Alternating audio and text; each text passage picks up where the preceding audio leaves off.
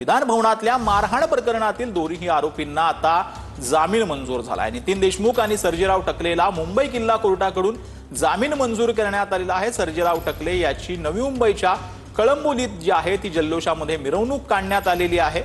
आरोपीच्या अशा प्रकारे जल्लोषात स्वागत करण्यात आल्यानं हा आरोपींना कुणाचे इतकं अभय आहे असा प्रश्न जो आहे तो विचारला जातो। टकलेच्या स्वागत यात्रेमुळे त्याच्यावरती पोलीस काय कारवाई करणार हे पाहणं महत्त्वाचं ठरेल।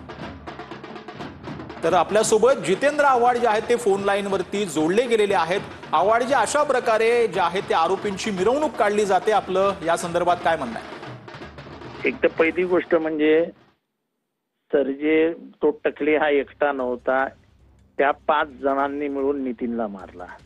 नितीनला पोलिसांनी काही कारण नसताना अटकेत नेलं, त्याला जेलमध्ये ठेवला, त्याला घाबरवला, त्याला सांगितलं तुला मुक्का लागेल, तुझ्यावरती खूप, त्याला सांगितलं, तुझ्या घरच्यांना सांगितलं, त्याच्या वकिलाला सांगितलं 25 गुन्हे आहेत, नितीनवरती 6 गुन्हे आहेत आणि तेही पॉलिटिकल गुन्हे आहेत। या टकलेवरती बलात्कारापासून सगळे गुन्हे आहेत।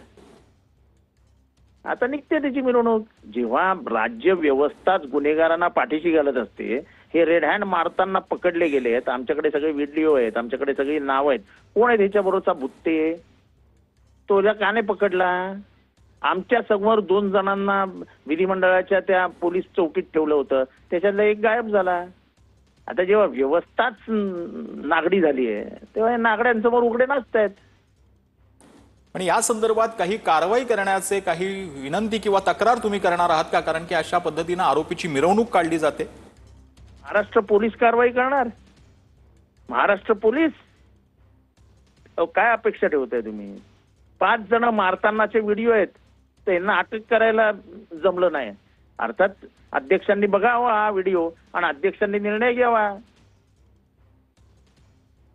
आणि म्हणून मी विधानसभेत खेद व्यक्त केला ना दिलगिरी व्यक्त केली। मी फक्त म्हटलं झाल्या प्रकाराबद्दल वाईट वाटतं, कारण का तो प्रकार करणारे वेगळे होते, त्याच्यात आमचा संबंधही नव्हता। निष्कारण त्या नितीन देशमुखला अडकवला। पक्षीय राजकारणामध्ये आपल्या पक्षावर आलेलं थोडंसं वाटून दुसऱ्याच्या पक्षात टाकावं यासाठी यांनी सगळ्यांनी हा खेळ रचला। आम्हाला वाईट वाटतं की अध्यक्ष त्याच्यात सामील होते।